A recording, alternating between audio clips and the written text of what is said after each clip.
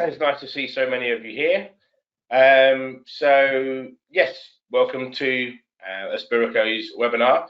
This is the third in our series, just looking at outcomes in the social care sector. So before we get going, I'm just like to introduce myself. My name's Chris Tanner. I'm the client director for Aspirico for the UK and Ireland.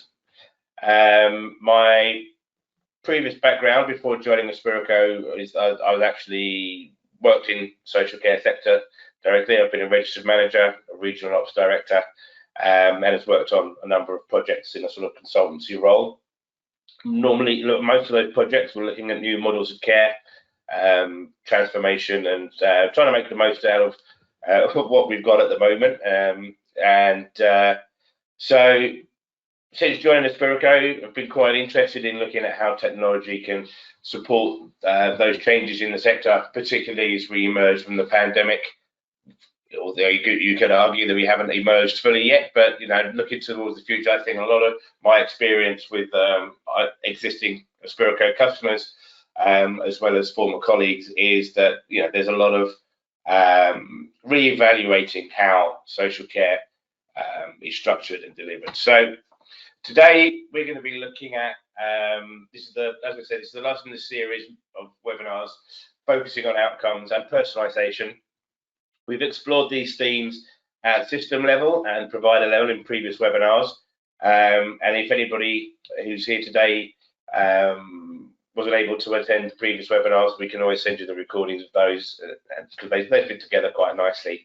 And we'll be looking at the role technology plays in moving towards a more outcome-focused social care sector, moving away from time and task, and also how technology can support the operational activities and the provider obligations that they have as well. And we obviously will be taking a look at iPlanet in these specific contexts as well. And also we've sort of discussed what the future might look like. And part of that, looking at what might be on the horizon or what's already sort of bubbling away in the background, is what we're going to have a really quick look at today, which is outcome-based commissioning. So in terms of outcome-based commissioning, it all starts with the theme that's sort of run through this whole series of webinars is that person-centered approach, moving away from time and task based models from top to bottom, moving much more towards a system and services that put the person supported, the person cared for at the heart of what they're doing. So what that really means is moving away from that traditional approach. Traditionally services were generic. You basically had a menu of services. Personal circumstances weren't really considered. It was much more along the lines of, whether you're going to get this many hours of domiciliary care or supported living support or floating support or hours in your extra care scheme or whatever service setting you're in.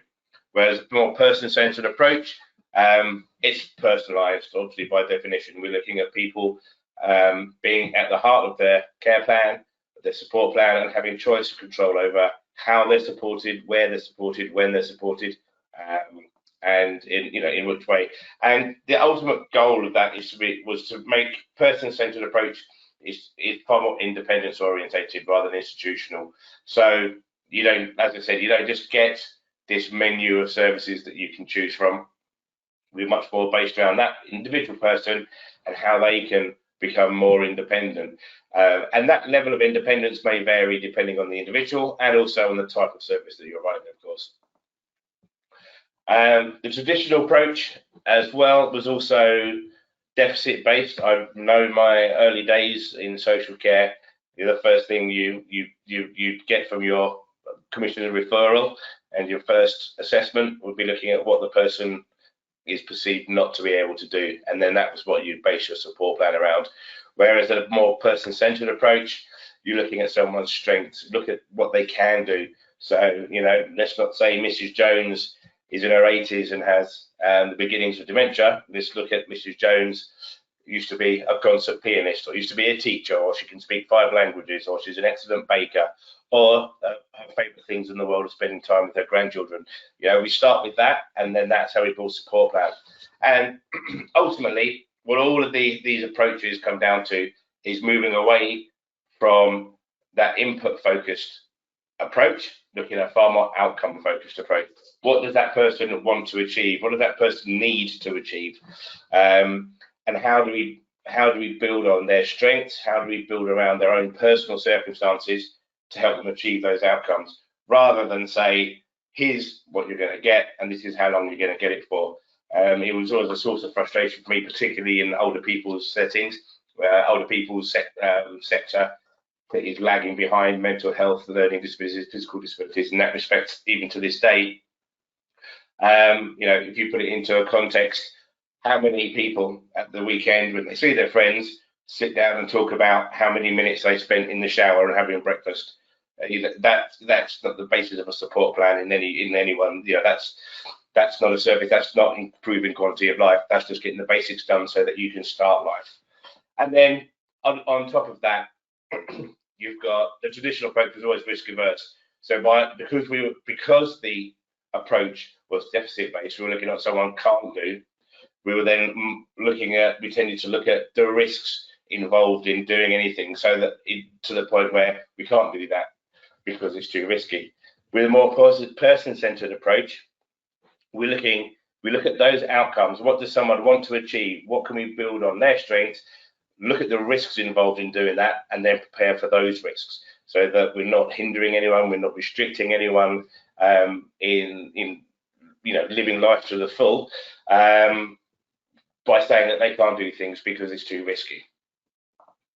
And the heart of all of these, we've looked at personalisation, we've looked at building support plans around somebody, but really what it really boils down to, and what we're going to look at today, it comes down to someone's outcomes. So quite simply put, an outcome describes what someone wants to achieve.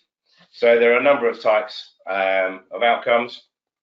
So we've got maintenance outcomes and we've got change outcomes predominantly. So a maintenance outcomes is just things like maintaining daily living skills for someone to remain in their own home. And these sorts of maintenance outcomes are quite prevalent more in older people's services, but also across learning disability, mental health, and complex care. The maintenance outcome may be a prevention outcome. It may be preventing someone from getting an illness that they've already had several times, or to prevent someone going into hospital because of a fall. And also, it's about community access and involvement as well. It's those, you know, keeping someone's quality of life, maintaining someone's quality of life. And then there are change outcomes. And again, these vary slightly across the subsectors within social care, but the idea of them is fairly universal. So it could be, you know, an achievement or a goal that someone wants to meet, an improvement in quality of life, rather than just maintaining their daily living skills or their daily living quality. Particularly in mental health services and services such as reablement and other intermediate care services, you may have a recovery outcome. You know, you're recovering from a spell in hospital, recovery from an illness, recovery from an episode of mental health. And also, when outcomes, the term outcomes is used largely in sort of more health-based settings and NHS settings, as well as social care. It could be health, it could be an improvement in someone's health, whether that is, you know, managing diabetes, losing weight, putting on weight, you know, whatever, you know, supporting healthy lifestyle choices, that sort of thing. And I think you've got to remember, when you're looking at outcomes should be driven by the person. If you know, to be a really personalised service, you know, outcomes need to be driven by that person's needs, that person's aspirations. It shouldn't be prescriptive. They need to be realistic. You know, I'm sure, you know, I'd love to learn how to fly a plane, but I'm not going to be doing that anytime soon. So we need to be realistic over how what these outcomes, how they're defined, but that they're achievable and that they're meaningful, and also that they evolve and change. Just because someone thinks that they want that particular outcome now doesn't mean that that's going to be the case in a couple of weeks, a couple of months. So we need to adapt. So taking these principles of outcome-focused services and looking at sort of personalised services, what is outcome-based commissioning? So outcome-based commissioning is a strategic, it's a strategic priority across the health and social care sector. And simply put, it just means services are procured based on the impact that they have rather than the input. Now, that seems easier said than done, and in reality, it has been easier said than done. There have been various pilots, various attempts at doing outcome-based commissioning. There have been various definitions. There's reams of studies and guidance documents produced by the SCIE, by individual local authorities, by universities and things. And at the moment, it seems very difficult to actually define what outcome-based commissioning will look like. There are a number of barriers and issues to it. So purchasing authorities have struggled to define a model. That's the main issue. Although it's a worthy aspiration to look at outcome-based commissioning. If you're commissioning a certain number of hours of support or care, is the way it's always been done. But they're always asked the question: so what? You've got 20 hours a week. So what? What are you doing with it? What difference is that making to the person's life? So how do we define that in a procurement context? Is it from a quality monitoring context and feedback context is quite easy to measure, but how to define that as a purchasing model? Defining outcomes in the first place is also proved quite difficult. I think a lot of social care providers are getting much better at it. Again, just a sort of anecdotal on my own experience. 10 years ago, running services down in London, we were looking at trying to move to a much more outcome-focused model, and even just defining outcomes, because what we found were parts of support plans were actually being defined as outcomes. But wanting a new shower fitted isn't an outcome. Wanting to go to the day centre every week isn't an outcome. So defining those outcomes, it's much more about what you want to achieve with that support, not how you're going to achieve it or why you want to achieve it. Another issue that we have with outcome-based commissioning is measuring and monitoring.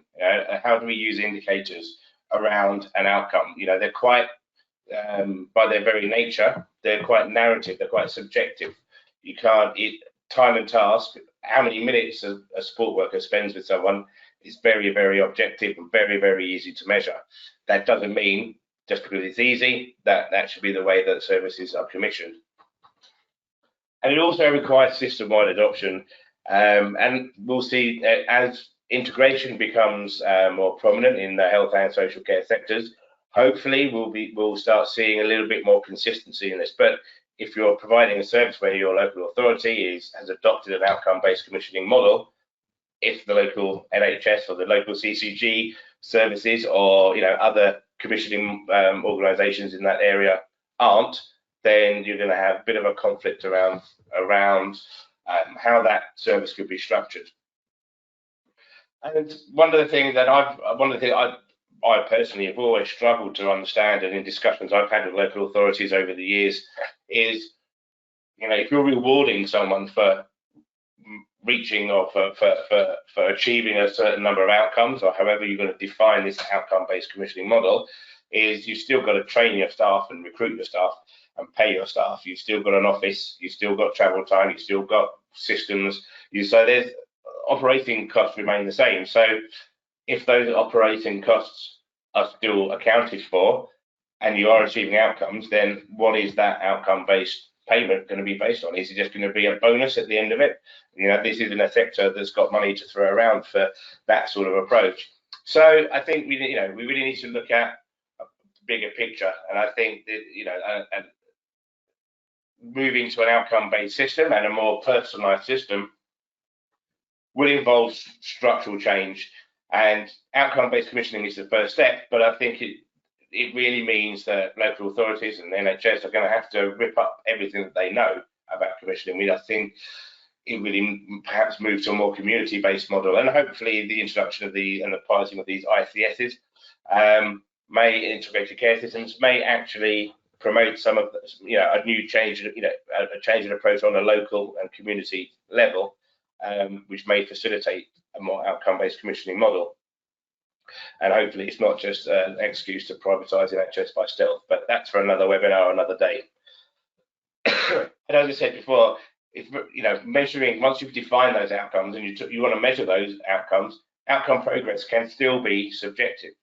If you've got a long-term outcome and related to health or maintaining daily living skills, it's still your only real indication of that is feedback from the service user and an interpretation by the staff monitoring their progress.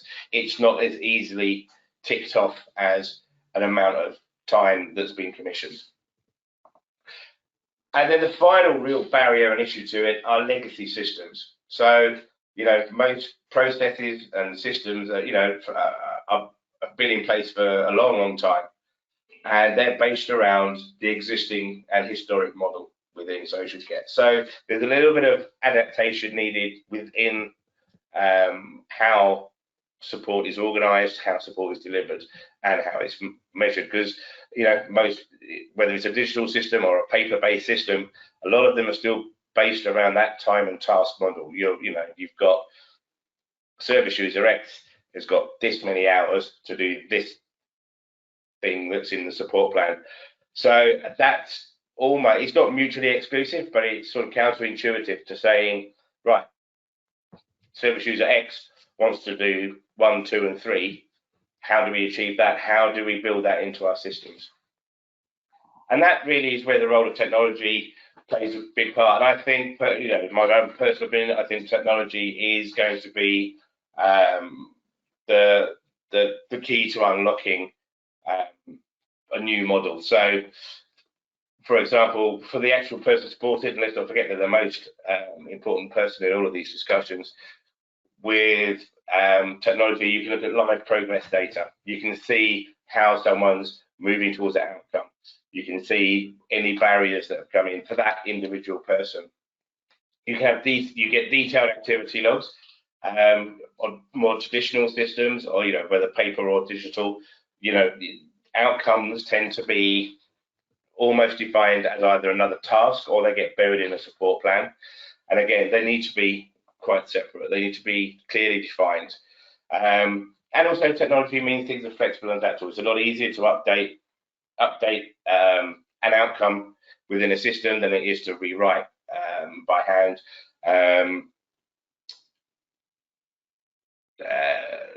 Any changes to the outcome as they happen. And of course, technology really supports inclusion as well. An outcome is entirely pointless if the person supported, the person cared for, hasn't been included in what it is they want to achieve and how you're going to achieve it.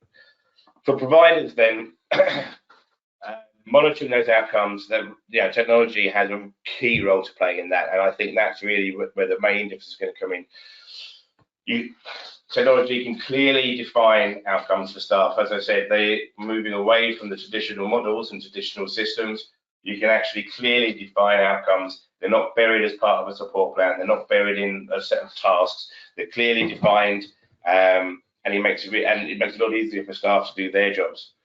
And then from all of those inputs, you're able then to monitor at a service and location level, as well as an individual level. You can see how is your service performing, how is location X performing to location Y, what can we do to improve it, that analytic data, to build a culture of continuous improvement.